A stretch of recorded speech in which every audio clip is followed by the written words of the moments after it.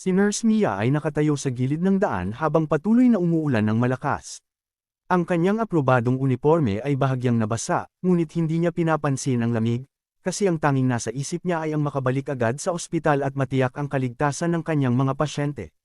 Kasabay ng unos, may isang estrangherong lalaki ang tinulak ang kanyang bisikleta palapit sa kanya. Tila pagod na pagod at may bahid ng hinanakit ang kanyang mukha. "Ma'am, maaari po ba akong pahintulutang magpahinga ng sandali?" Tanong ng lalaki, nang medyo nanginginig dahil sa malamig na hangin at ulan. Tumango si Mia ng bahagya. "Oo naman, dito ka muna sa tabi namin," mahina niyang tugon. Habang nag-a-adjust ng payong, lumalapit din siya sa bahay na maliit lang ang bubong. Mas mahigpit ang kumpas ni Mia nang iabot niya ang payong sa lalaki.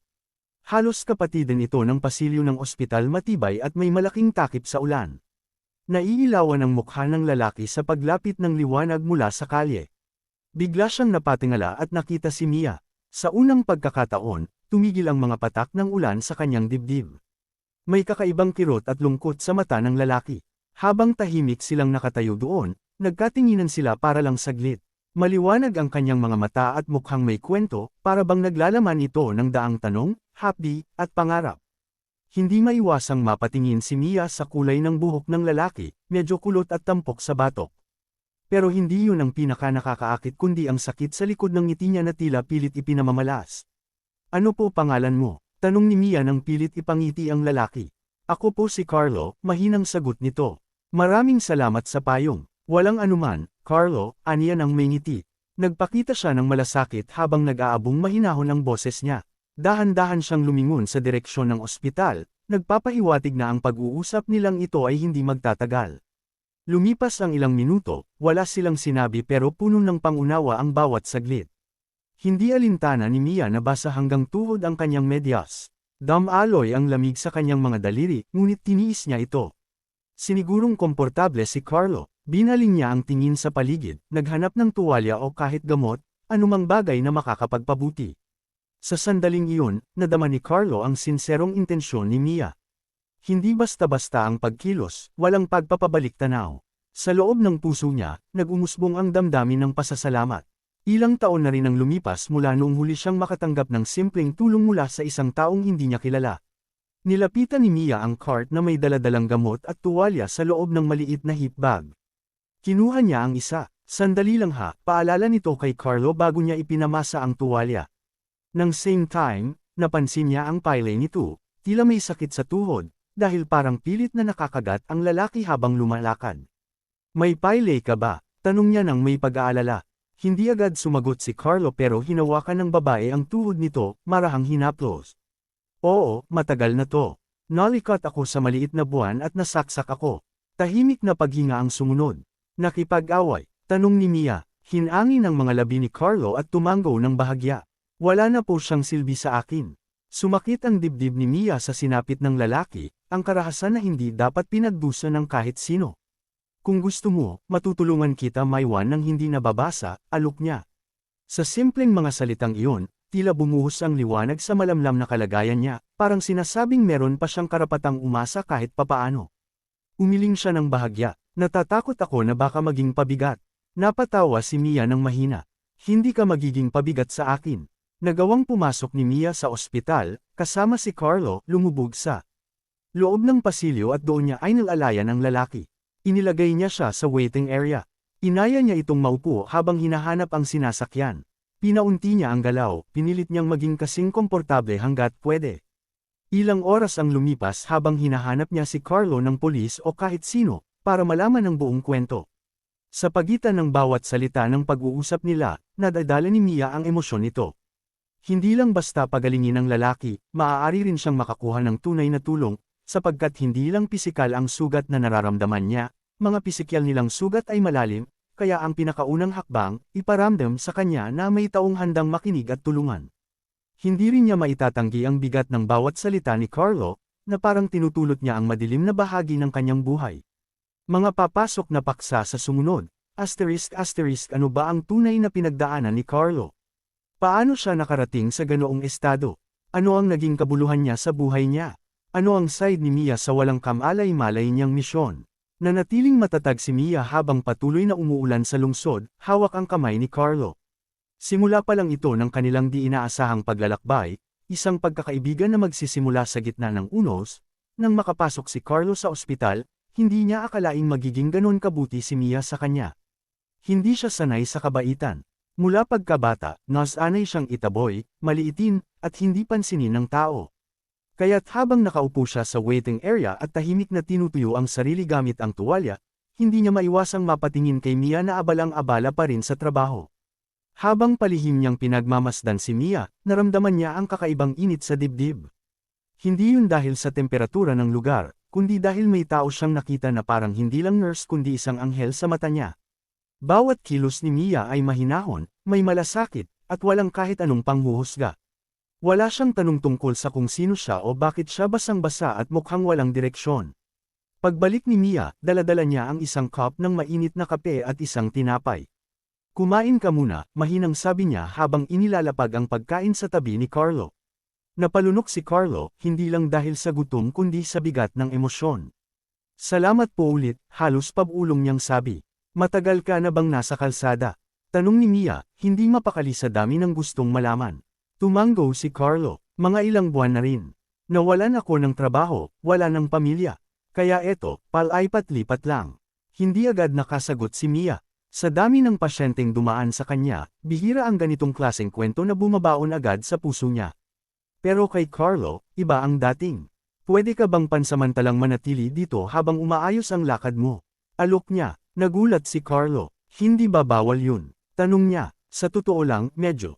Pero may kausap akong doktor na baka pwedeng tumulong. Sa ngayon, dito ka muna sa loob. At least hindi ka nababasa o giniginaw. Habang nag-uusap sila, dumating ang isang doktor na kakilala ni Mia. Si Dr. Kevin, isang tahimik pero mabait na doktor. Ipinaliwanag ni Mia ang sitwasyon at agad namang pumayag si Dr. Kevin na tulungan si Carlo, basta't susunod ito sa mga patakaran ng ospital. Makakatira ka muna sa maliit na pantry room sa likod, sabi ni Dr. Kevin. Hindi ito komportable, pero mas mabuti kaysa sa lansangan. Hindi makapaniwala si Carlo sa nangyayari. Para bang bigla siyang binigyan ng bagong simula. Salamat po, hindi ko po ito makakalimutan, seryoso niyang sabi. Pero sa likod ng ngiti niya, may kaba pa rin. Alam niyang hindi habang buhay siyang makikitira sa isang ospital. At higit doon, may itinatago siyang lihim, isang bagay na ayaw niyang malaman ni Mia. Kinabukasan, habang naglilinis si Carlo ng paligid bilang kapalit. Sa pananatili niya roon, napansin ni Mia na kahit hindi sanay ang lalaki, sinisikap nitong maging kapaki-pakinabang. Tahimik ito, pero bawat galaw ay may respeto at pasasalamat. Mukhang sanay ka sa trabaho, biro ni Mia. Dati po akong maintenance sa isang malaking kumpanya, sagot ni Carlo habang nagwawalis. Kaya lang, naaksidente ang kuya ko, ako ang nagbayad sa lahat. Hindi kinaya ng kita ko, nawala rin ang trabaho. Simula noon, sunod-sunod na ang malas. Tahimik lang si Mia, pero ramdam niya ang bigat ng kwento ni Carlo. Sa mga sumunod na araw, naging mas maayos ang lagay ni Carlo. Nakakapagpahinga siya, nakakakain, at higit sa lahat, may kausap na siya araw-araw. Si Mia, kahit abala sa mga pasyente, ay hindi nakakalimot kumustahin siya. Unti-unting nawawala ang bigat sa loob ni Carlo, pero sa bawat paglipas ng araw, lumalalim din ang pagdududa ni Mia. Hindi dahil sa masama ang kutob niya kay Carlo, kundi dahil may mga pagkakataong nahuhuli niya itong nakatitig sa kanya na parang may gustong sabihin pero pinipigilan. Isang gabi, habang palabas si Mia sa ospital matapos ang shift niya, nadaanan niya si Carlo sa likod na bahagi ng ospital. Nakaupo ito, tila malalim ang iniisip. Ayos ka lang? Tanong ni Mia. Napatingin si Carlo, pero hindi sumagot agad. Maya-maya pa'y nagsalita siya. Mia, may kailangan akong aminin sa'yo. Pero hindi ko alam kung paano. Tumigil sa paglalakad si Mia. Tiningnan niya si Carlo. Ano yun? Tanong niya, ramdam ang kaba sa dibdib. Hindi pa rin sumagot si Carlo. Umiling ito at ngumiti ng pilit. Hindi pa ngayon. Pero darating ang oras. Kapag handa ka na, at ako na rin. Tumango lang si Mia.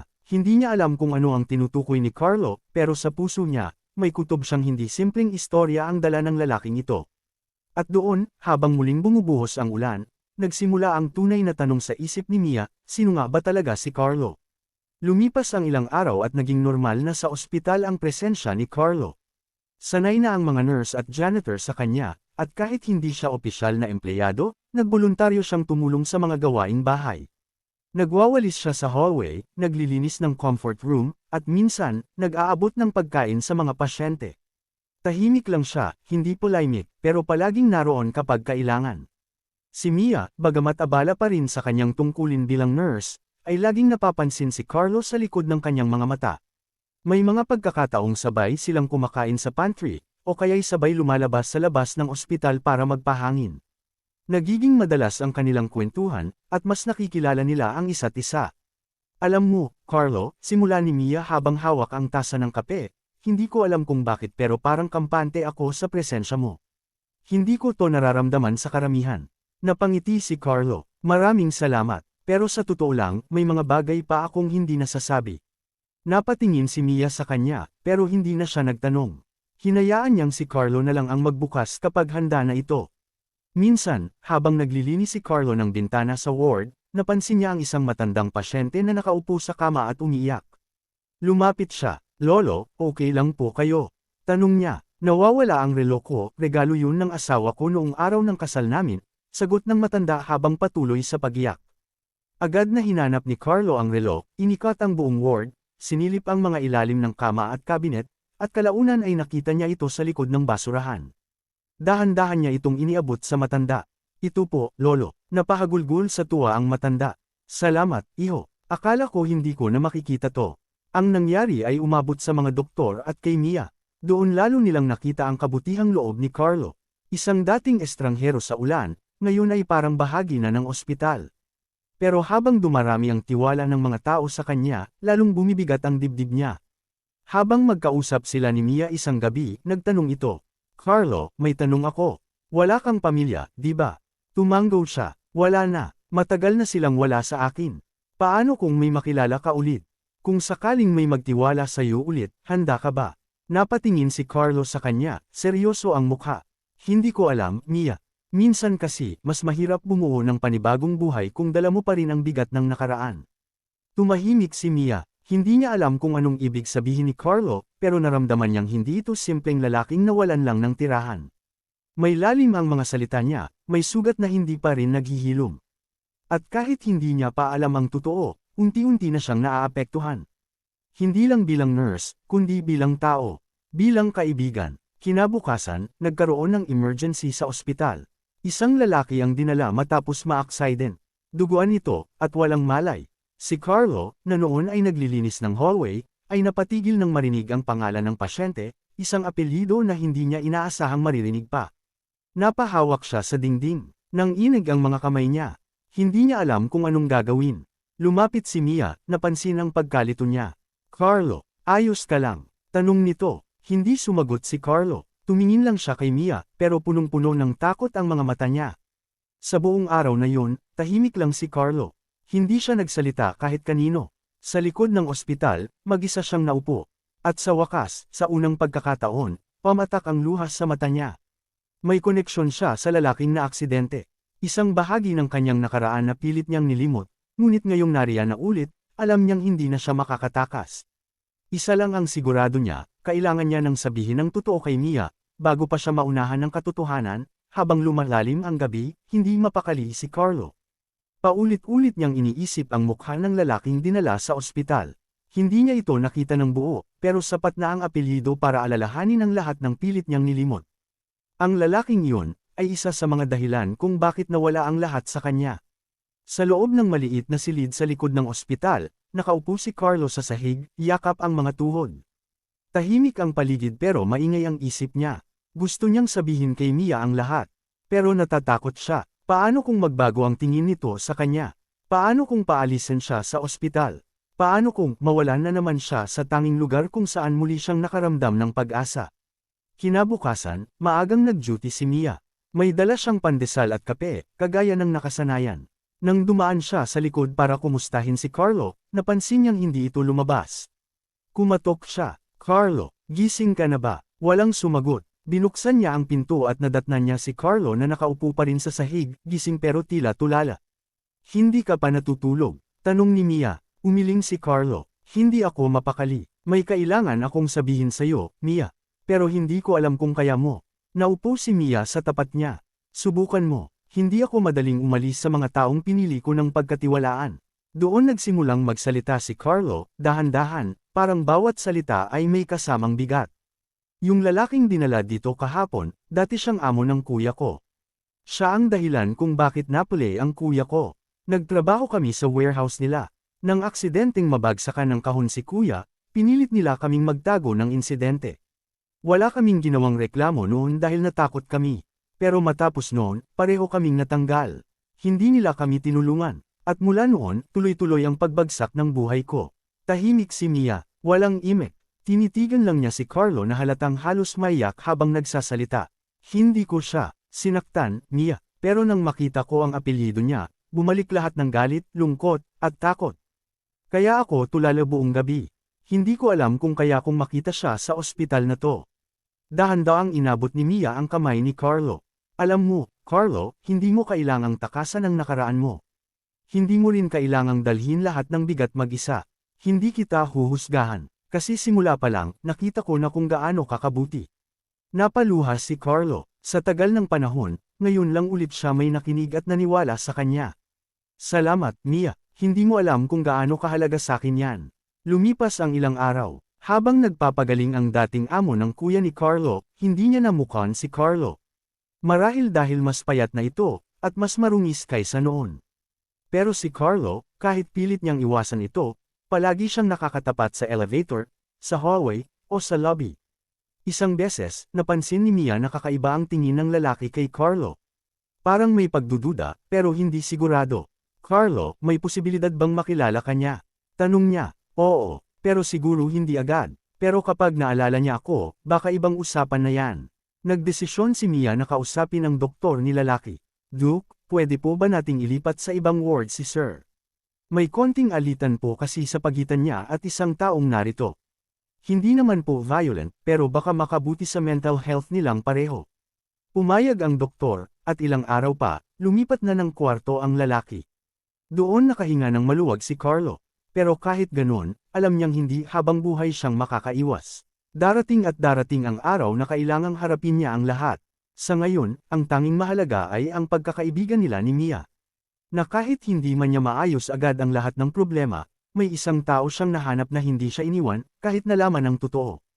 At sa tahimik na gabi, habang pinapatay ni Mia ang ilaw sa ward, napaisip siya. Sino pa kaya ang Carlo na hindi niya kilala? Dahil ang lalaking estranghero na tinulungan niya sa ulan, ay may kwentong hindi pa niya lubusang alam. Makalipas ang ilang araw, muling naging kalmado ang takbo ng ospital. Bumalik sa dating rutina si Mia, ang paggising ng maaga, pagtulong sa mga pasyente, at ang pakikipagkwentuhan kay Carlo tuwing break. Pero sa kabila ng katahimikan, ramdam pa rin niya ang bigat sa loob ni Carlo. Oo, nagbukas na ito ng bahagyang parte ng kanyang nakaraan, pero halata niyang hindi pa ito ang buong katotohanan. Isang gabi, habang magkasama silang naglalakad pauwi, nagtanong si Mia, Carlo, may tanong ako. Huwag kang magalit ha. Tumingin si Carlo sa kanya. Hindi ako magagalit. Ano yun? May kinatatakutan ka ba? Yung totoo. Tahimik si Carlo. Ilang hakbang pa bago siya sumagot. Oo, Mia. Takot akong malaman ng mga tao kung sino talaga ako. Napahinto si Mia. Anong ibig mong sabihin? Huminga ng malalim si Carlo. Nung mawalan kami ng trabaho ng kuya ko, hindi lang aksidente ang naging dahilan. Ako mismo ang nakipag-argumento sa supervisor. Naging mainit ang ulo ko. Sinigawan ko siya. Sa sobrang galit ko, napasuntok ako. Nanlaki ang mata ni Mia. Nananakit ka. Tumanggo si Carlo. Isang beses lang. Pero dahil doon, hindi na kami binigyan ng tulong. Wala na kaming benepisyo. Napilitan akong tumakas. Naitakbo ko lang ang ilang gamit namin, tapos nagtago na ako sa iba't ibang lugar. Hindi alam ni Mia kung ano ang mararamdaman. Nalungkot siya, pero hindi niya kayang galitin si Carlo. Dahil sa kabila ng nagawa nito noon, nakikita niya kung gaano na ito nagbago. Hindi ba pwedeng ayusin pa yon? Harapin mo sila, ipaliwanag ang panig mo. Umiling si Carlo. Masyado nang huli, Mia. At ayokong madamay ka. Lalo ka na, napakabait mo. Wala kang kasalanan. Carlo, kahit anong itago mo, hindi mo mapapalitan ang kabutihang nakita ko sa'yo. Hindi lahat ng tao perpekto. Lahat tayo may pagkakamali. Ang mahalaga, marunong tayong magsisi at magbago. Hindi alam ni Carlo kung anong isasagot. Kaya tumahimik na lang siya at tinanguan si Mia. Pero sa puso niya, tumatak ang sinabi nito. Siguro nga, hindi pa huli ang lahat. Kinabukasan, habang nililinis ni Carlo ang hallway, may isang lalaki na dumaan. Isa itong dating empleyado rin ng kumpanya kung saan siya nagtatrabaho dati. Nagkatinginan sila. Carlo, tanong ng lalaki, tila hindi makapaniwala. Ikaw nga ba to? Natigilan si Carlo. Ronnie, sagot niya, ikaw pa rin ba sa warehouse nagtatrabaho? Tumango si Ronnie. Hindi na, nasa ibang branch na ako. Pero, bro, ang dami naming hinanap ka. Akala namin kinasuhan ka. Doon nagsimulang bumalik ang takot sa dibdib ni Carlo. Hindi ako tumakas. Gusto ko lang makalimot, sagot niya. Nabalitaan ko rin ang nangyari sa amo natin. Nalaman niya raw na may nagbantang magsumbong noon sa media. Hindi sumagot si Carlo, pero kita sa mukha niya ang kaba. Nang umalis na si Ronnie, agad siyang tinawag ni Mia. Narinig ko, hindi mo naman pala sinaktan yung tao ng sobra, Carlo. Nagalit ka lang. Tao ka rin. Oo, pero natatakot ako, Mia. Baka bumalik sa akin lahat ng yun. Kahit bumalik man, hindi ka na nag-iisa. Mahina pero matatag na sabi ni Mia. Gabi na ulit, sa isang sulok ng ospital, mag-isa si Carlo. Nakaupo siya, at tahimik na nagdarasal. Kung ano man ang mangyari, sana mapatawad nila ako. Sana maintindihan nila, lalo na si Mia. Dahil sa kabila ng lahat, may isang bagay na hindi niya pa rin sinasabi. Isang sikreto na, kapag lumabas, maaaring tuluyang baguhin ang tingin sa kanya ni Mia. At habang tinitingnan niya ang langit mula sa maliit na bintana, alam niyang malapit na ang oras. Hindi na niya ito kayang itago habang buhay. Isang linggo ang lumipas mula nang muling makaharap ni Carlo ang dating kasamahan sa trabaho. Sa unang tingin, parang normal lang ang lahat. Pero sa loob ng ospital, unti-unting kumalat ang balita na ang lalaking tumutulong sa mga pasyente. At naglilinis ng hallway ay may nakaraan pala na may kinalaman sa isang santukan sa trabaho. Hindi diretsyong sinabi ang pangalan niya, pero alam ni Carlo na siya ang tinutukoy. Ramdam niya ang ilang mga tingin ng ilang staff. May ilan sa kanila ang hindi na kasing pala kaibigan katulad ng dati. Ang iba, umiiwas na sa kanya. Ngunit si Mia, hindi nagbago. Hindi siya nagtanong, hindi siya lumayo. Nanatili siya sa tabi ni Carlo.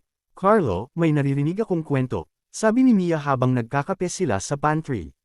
Alam ko ikaw yung pinag-uusapan. Pero gusto kong malaman mo na, ako, hindi ako maniniwala sa sabi-sabi. Mas pinapakinggan ko ang sarili kong karanasan sa iyo. Napayuko si Carlo. Salamat, Mia, pero siguro dapat na rin akong umalis dito. Ayokong ikaw pa ang mapulaan dahil sa akin. Umiling si Mia, hindi yun ang solusyon. Huwag kang tumakbo. Kung umalis ka ngayon, para mo na ring tinanggap na totoo lahat ng pinaparatang nila. Hindi mo kailangang patunayan ang sarili mo sa kanila, Carlo. Sa sarili mo lang. Tahimik si Carlo buong gabi. Habang iniisip niya ang sinabi ni Mia, naalala niya ang isa pang bagay. Isang lihim na matagal na niyang tinatago, kahit kay Mia. Hindi lang tungkol sa santukan o pagkawala niya sa trabaho. May mas malalim pa, at oras na para sabihin yun. Kinabukasan, habang nasa break si Mia, tinawag siya ni Carlo sa likod ng ospital. Mia, may sasabihin ako. Ito na siguro ang pinakamatinding bagay na itatapat ko sa'yo. Nakita ni Mia ang lungkot sa mata ni Carlo. Ano yun? Tanong niya, hindi lang santukan ang dahilan ng lahat. Ang totoo, ako ang nagbantang magsumbong sa media noon. Pinangalanan ko ang kumpanya. Gusto kong ipagtanggol ang kuya ko. Nakiusap ako sa supervisor na bayaran ang gamutan ng kapatid ko, pero tinanggihan nila. Kaya doon ako nagalit. Nagsumbong ako sa isang reporter. Pero natakot ako sa magiging ganti, kaya bago pa mailabas ang balita, tumakas na ako. Napatigil si Mia, hindi niya inaasahan yun. Ibig mong sabihin, ikaw ang naging whistleblower. Tumango si Carlo. Oo, pero hindi ko tinuloy, kasi natakot ako. At dahil sa takot ko, hindi ko rin natulungan ang kuya ko. Kaya hanggang ngayon, dala ko yung guilt. Hindi agad nagsalita si Mia. Pero sa puso niya, alam niyang mabigat ang dinadala ni Carlo. At higit sa lahat, hindi ito masamang tao, natakot lang, nasaktan, at napagod. Alam mo, Carlo, mahinang sabi ni Mia, mas naiintindihan kita ngayon. Kasi kahit gaano kabigat ang nakaraan mo, hindi mo sinubukang itago sa akin. At para sa akin, yun ang pinakamahalaga, ang pagiging totoo. Napaluha si Carlo, hindi mo ako tinanggihan kahit alam mo na ang totoo. Umiling si Mia, hindi ko kayang talikuran ang taong pinili kong pagkatiwalaan. Simula noon, naging mas bukas si Carlo. Hindi niya na tinatago ang kanyang kwento. Hindi para maawa ang mga tao, kundi para tuluyang palayain ang sarili niya. At sa tulong ni Mia, unti-unti niyang hinaharap ang bawat bahagi ng nakaraan. Sa ospital, may iilang nananatiling mapanghusga, pero mas marami ang nagsimulang makita ang kabutihan ni Carlo. Hindi na siya itinuturing na estranghero. Isa na siyang bahagi ng lugar na minsang naging kanlungan niya. At habang dumarami ang araw, nararamdaman niya ang bagay na matagal na niyang hindi naramdaman, ang pag-asang, kahit may madilim siyang nakaraan, may lugar pa rin siya sa mundong ito. Maaga pa lang, gising na si Carlo. Hindi dahil sa trabaho o dahil kailangan, kundi dahil gusto niya. Gusto niyang simulan ang araw na may saysay. Binuksan niya ang maliit na bintana ng silid sa likod ng ospital, huminga ng malalim, at tinanaw ang papasikat na araw. Tahimik ang paligid, pero puno ang puso niya. Sa mga nakaraang linggo, maraming nagbago. Dati siyang taong palaging nagtatago, laging takot, at puno ng pagdududa sa sarili. Pero ngayon, unti-unti na siyang natututong humarap, hindi lang sa ibang tao, kundi sa sarili niya. At higit sa lahat, hindi na siya mag-isa. Nariyan si Mia, hindi lang bilang nurse, kundi bilang isang kaibigan na totoo, matatag, at hindi bumitaw. Habang nililinis niya ang hallway ng ospital, may lumapit na pasyente sa kanya. "Ikaw po ba si Carlo?" tanong nito. "Ako po," sagot niya. "Salamat po sa pagkuha ng gamot kahapon. Hindi ko po inaasahan na tutulong pa kayo sa katulad kung hindi nyo naman kilala." Ngumiti si Carlo. "Walang anuman. Dito sa ospital, pantay-pantay lang tayo. Lahat may pinagdadaanan, lahat nangangailangan ng malasakit." Narinig yun ni Mia na nasa malapit lang. Napangiti siya. "Sabi ko na sa'yo, makikita rin ng iba kung anong klase kang tao," biro niya. Napatingin si Carlo sa kanya at sabay silang natawa. Habang naglalakad sila pauwi, napag-usapan nila ang hinaharap. "Anong balak mo pagkatapos nito, Carlo?" tanong ni Mia. "Balik trabaho. Uuwi sa probinsya." Umiling si Carlo. "Hindi ko pa alam. Pero siguro, gusto ko lang magsimula ng panibagong buhay. Yung simple lang. Yung araw-araw, alam kong may silbi ako. Baka gusto mong mag-training bilang hospital staff," alok ni Mia. "Pwede akong mag-refer sa'yo. Hindi man agad permanenteng posisyon, pero makakatulong sa'yo yun para makabangon." Napaisip si Carlo. "Gusto ko yun. Salamat, Mia. Ang dami mo nang nagawa para sakin." "Hindi mo kailangang magpasalamat, Carlo," sagot ni Mia. "Ginawa ko lang kung ano ang tama." Habang papalapit sila sa ospital, may lumapit na lalaki. "Kinumusta si Carlo?" "Carlo, ako nga pala si Sir Ramon. Narinig ko ang tungkol sa kwento mo. Nakausap ko ang supervisor na dati mong tinrabahuan. Gusto kanyang makausap." Nanlaki ang mata ni Carlo. "Makakausap ko siya?" tanong niya. "Oo, pero nasa probinsya siya. Pwede ka raw niyang tawagan para makausap ka muna." Hindi alam ni Carlo kung matutuwa ba siya o matatakot. Pero napatingin siya kay Mia, at doon niya naramdaman na kayanan niya. "Sabihin mo sa kanya, bukas ako sa usapan. Handang makipag-ayos." Seryoso ang boses ni Carlo. At habang sinasabi niya iyon, dama niya ang bigat na unti-unting gumagaan. Hindi dahil may tiyak na sagot, kundi dahil pinili niyang harapin ang lahat. Sa gabing yun, habang magkasamang nagkakape sina Carlo at Mia sa labas ng ospital, sinabi ni Mia, "Carlo, kahit anong mangyari sa'yo, gusto kong malaman mong hindi kita malilimutan. Isa kang paalala na kahit gaano kadilim ang nakaraan, may liwanag pa ring pwedeng abutin." Ngumiti si Carlo. "At ikaw ang naging liwanag ngayon para sa akin." Tahimik silang nagkasama sa ilalim ng mga bituin. Hindi na nila kailangang magsalita ng marami. Sa mga mata nila, malinaw ang lahat. Sa wakas, nakarating sila sa punto ng kwento na may pag-asa. Pero alam nilang may huling hakbang pa, ang paghaharap ni Carlo at ng kanyang nakaraan, para tuluyan siyang makalaya.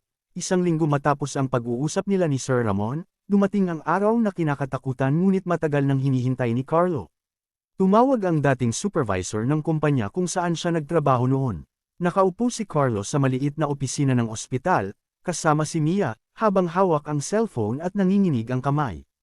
"Hello, Carlo," narinig niyang boses sa kabilang linya. "Ako ito, si Mang Lito. Natanggap ko ang mensahe mo. Gusto kitang makausap ng maayos." Huminga ng malalim si Carlo. "Opo, sir. Handa na po akong humarap. Gusto ko lang pong malinaw ang lahat." Hindi naging madali ang pag-uusap. Ikinwento ni Carlo ang lahat ng naramdaman niya noon, ang galit, ang takot, at ang panghihinayang. "Hindi ko po layuning manira. Gusto ko lang noon ng tulong para sa kuya ko. At noong hindi kami pinakinggan, nagpadala ako sa emosyon. Nagkamali po. Ako." Tahimik si Mang Lito sa kabilang linya. "Alam mo, Carlo, matagal din naming pinag-isipan ang nangyari. Hindi rin kami naging tama sa lahat ng aspeto. At kung totoo mang nagkulang kami, humihingi rin ako ng tawad. Napaiyak si Carlo sa narinig. Hindi niya inasahang makakatanggap siya ng ganong klase ng sagot. Gusto mo bang bumalik sa trabaho? Tanong ni Mang Lito. May branch kami malapit sa ospital nyo. Pwede ka naming bigyan ng pagkakataon ulit. Napatigil si Carlo. Tumingin siya kay Mia, na tahimik lang pero nakangiti. Tumango ito, parang sinasabing, ikaw ang bahala. Sir, salamat po sa alok, pero sa totoo lang, mas gusto ko pong magsimula ng panibago. Dito po sa ospital, natutunan kong tumulong sa iba. Dito ko naramdaman na may silbi ako. Tumawa si Mang Lito. Mabuti naman. Basta kung kailangan mo ng tulong, bukas ang pinto namin. Pagkababa ng tawag, napahinga ng malalim si Carlo. Parang nabunutin siya ng tinik sa dibdib. Tapos na, mahina niyang sabi. Sa wakas, tapos na. Lumapit si Mia at niyakap siya. Hindi lang natapos, Carlo. Nagsimula ka ulit. At ang mahalaga, hindi ka na nag-iisa. Lumipas ang mga araw at tuluyan nang naging bahagi si Carlo ng ospital. Hindi lang siya basta tumutulong sa paglilinis. Tinanggap siya bilang official staff sa maintenance team. May ID na siya, may uniform, at higit sa lahat, may respeto ng mga taong dati ay hindi siya pinapansin. Tuwing dumarating si Mia, palaging mingiti sa mukha niya kapag nakikita si Carlo. At si Carlo, palaging handang tumulong, palaging masaya. Hindi na siya yung lalaking basang-basa sa ulan, walang direksyon, at puno ng takot. Isa na siyang taong may bagong buhay. Isang gabi, habang sabay silang naglalakad pauwi, nagsalita si Carlo. Mia, salamat talaga, kung hindi dahil sa'yo, hindi ko alam kung nasaan ako ngayon. Ngumiti si Mia, hindi mo kailangang magpasalamat. Ang lahat ng pagbabago, galing sa'yo. Ako, nandito lang para ipaalala sa'yo kung sino ka talaga. At sa huling pagkakataon, tiningnan ni Carlo ang langit. Wala ng ulan. Wala nang dilim. Sa wakas, malinaw na ang lahat. At sa puso niya, alam niyang ang estranghero sa ulan ay isa na ngayong taong muling natutong magmahal, magpatawad, at maniwala sa kabutihan. Dahil minsan, isang mabait na nurse lang ang kailangan, para muling mabuo ang isang basag na buhay.